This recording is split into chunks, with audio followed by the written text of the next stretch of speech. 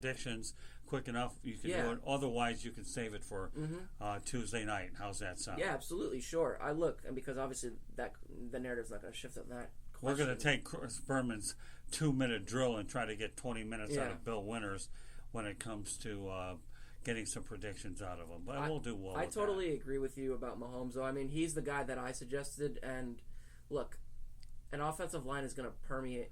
Is going to decide whether or not you run or not, how often you run. And Lamar Jackson just tends to benefit from a very good offensive line right now. He's got a good run game with Hill and Mark Ingram, former Deerfield Beach product, so maybe they got some local chemistry going there. But yeah, look, obviously you can list the number of trick plays that Mahomes has been able to reel off in his 2 full years as a starter, and obviously he has the ability to burst out of the pocket and run, but it's what we talked about with Foles. Foles is renowned for his throwing arm.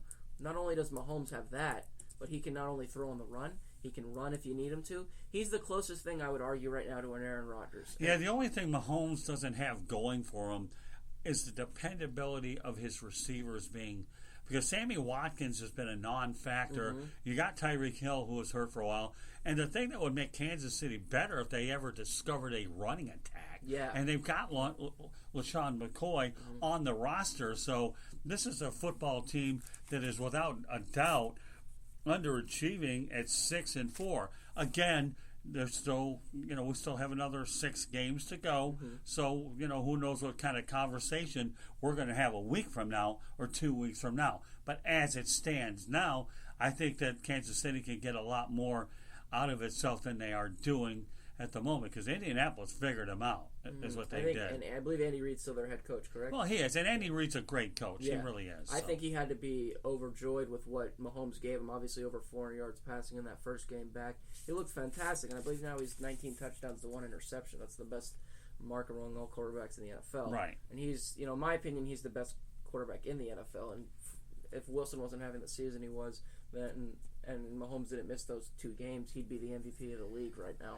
But, yeah, well, again, let's not get into hypotheticals here. I know you like to do that. I have no problem with the hypotheticals. But, in the National Football League, you can't get away with hypotheticals because you only have 16 games to figure it out. Where at Major League Baseball, you have 162 games, and you can get into those debates a little differently. I know where you're coming from. I like the direction you're going in. But, again, we're talking a different game compared to them. So, but it's not like Mahomes hasn't won an MVP, but you have to go by the body of work, which, by the way, is all of 16 games. But you're on the right track, don't get me wrong. But, we'll have to see how it all plays out.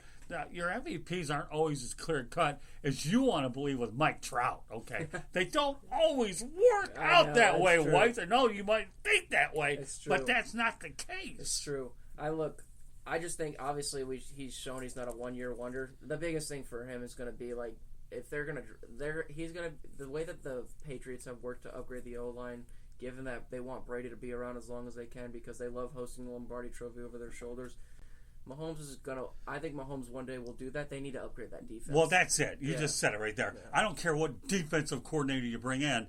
Okay, the offense can only score as many points as they possibly can. Get a defense and stop people. You can't have a 2-minute drill every 2 seconds. You can't do it. Don't sit here and tell me, okay, that there aren't enough games that they should have won because it's a matter of trying to get into a shootout. You can't win a shootout all the darn time, Lewis. And I'm right. You can't do it. No, you can't. I mean, look at the Patriots game last year. They scored 41 and lost. That was one of the best games I had ever seen. Well, it's true. That was a very good game. But, I mean, at the same time, Andy Reid's probably sitting there like, could we really not prevent somebody from getting a first down? Well, he's doing it in a nicer way than that, yeah, for absolutely. sure. But, I mean, yeah, look, that's something they're going to have to work on. When you lose to Ryan Tannehill, that was one of the most misleading losses I had seen in a while. Because Mahomes, we know who outperformed who in that game. It's just a matter of the guys on the other end, the other 11 players. They needed to do their job. Well, that's true. And they didn't. Yeah, and how many times has Bill Belichick told you, do your job, right? Absolutely. So go figure. Yeah, no, I'm with you. So. I'm with you. But meanwhile, our next guest is Bill Winters.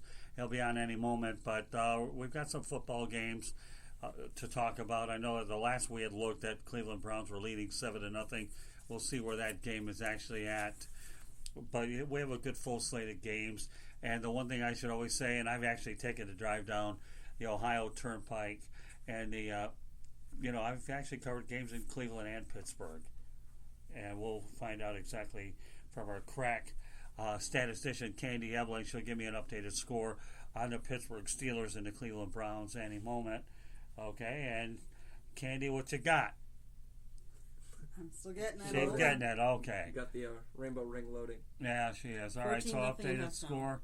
It is 14-0. The Cleveland Browns leading the Steelers at the half. So I may have gotten the 14 points right on the Cleveland game, but I said 27-14 in favor of the Steelers. So guess what? I don't mind admitting when I'm wrong. Hey, maybe Baker's listening to this show, and Freddie Kitchens is too, because they've played well the last couple of weeks. Obviously, I think that win against Buffalo wasn't really convincing, though Baker did come back late and he ushered in a game-winning drive. I believe that was the third one of his young career. But look, if they're going to want to really have to... Well, Baker Mayfield's numbers right now as it stands are 11 for 19 with it looks like 151 yards and a touchdown. So no interceptions, right? No interceptions he either. He led the league tonight, entering play with 12 interceptions throughout. Yeah, but he's been...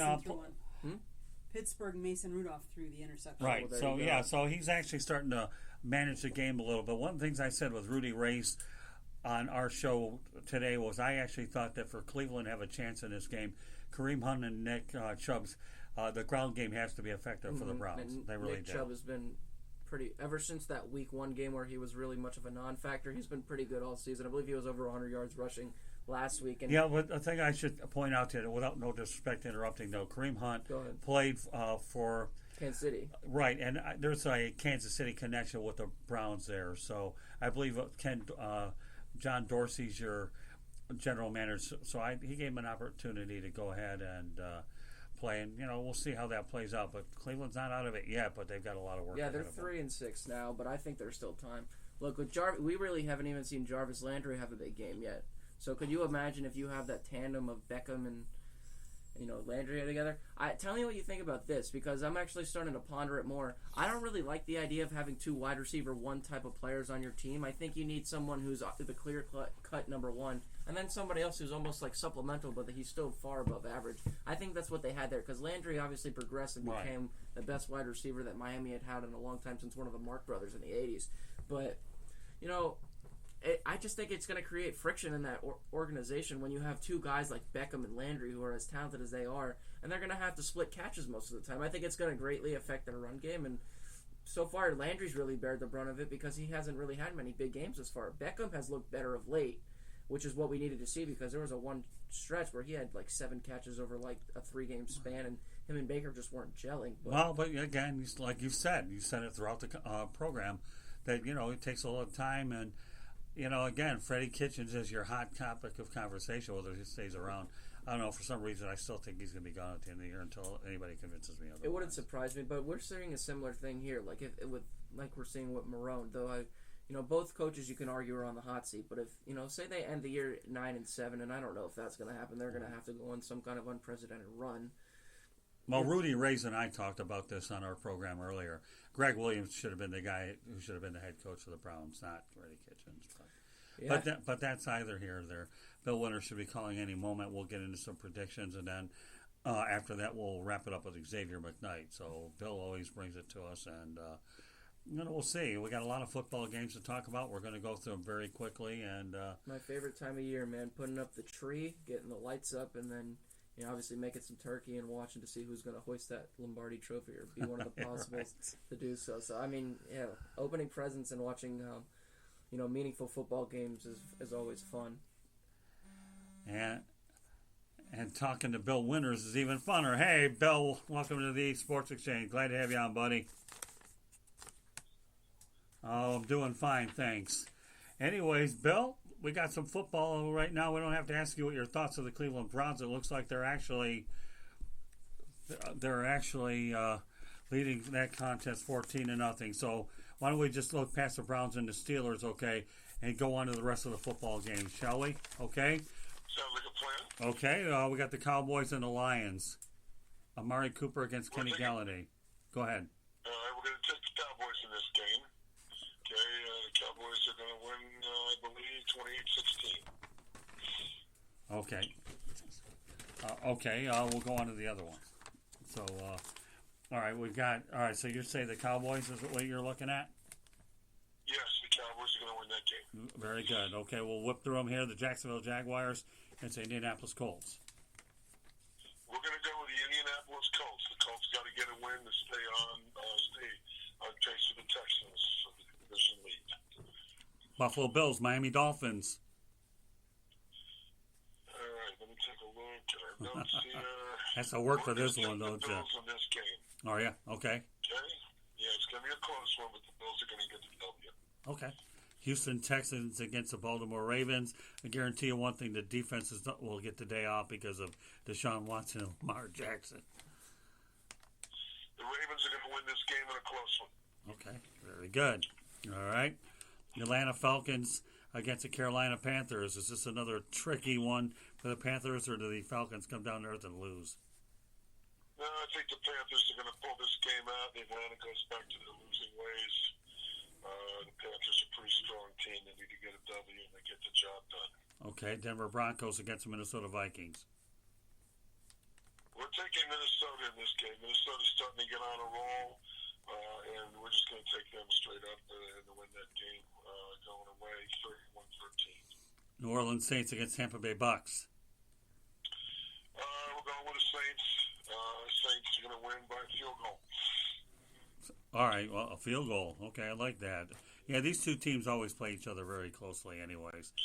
New York Jets against the Washington Redskins. Is there such thing as an upset in this one? All right, let's take a look and see. Just give me a second. It's all right. Looking at my notes.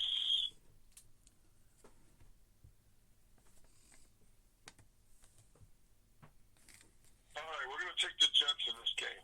Are you? Okay. It's going to be a close one, yeah. All right. Adam Gase has got his contract renewed for next year. They're not going to fire him. That helps a lot. They're coming off a win last week. The Jets going to win in Washington. All right, the Arizona Cardinals and the San Francisco 49ers. 49ers get back on the winning trail. They win by 11. They win by 11. Okay. Although I have a feeling this game might be an exciting 11-point differential. Okay. The Cincinnati Bengals are working closer to the 0-16 club, and they get the Oakland Raiders. Oakland's home games are dwindling in the Bay Area. Oakland wins the game going away. Cincinnati will not get their first win this week. Okay. Oakland's continuing to drive. They're pretty good up front. They'll just run the football and then get out of there with a W. Yeah, I like the way the Raiders have been playing.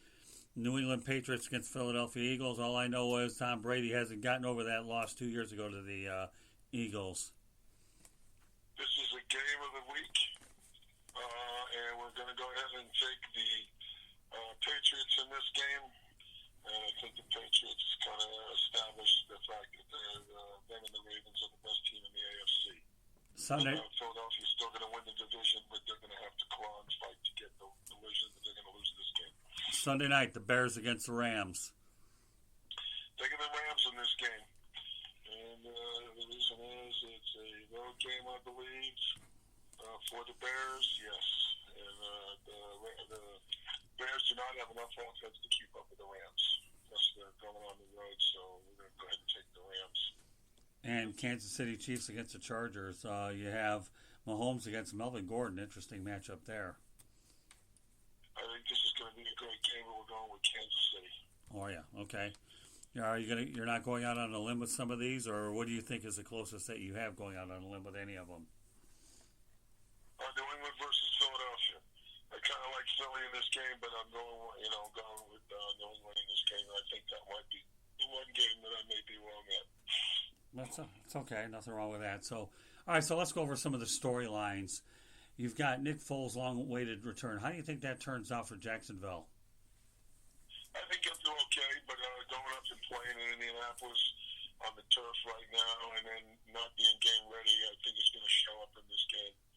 And that's why I think the Colts are going to win. Okay, now Drew Brees had an off week, I guess, by his standards. Do you think that he finally goes ahead and gets back on track? Yes. That's why the best team to do that is with the Buccaneers, because the Buccaneers can play the run, but they can't cover the pass. Do you think the Dolphins have any chance of making it 3 straight?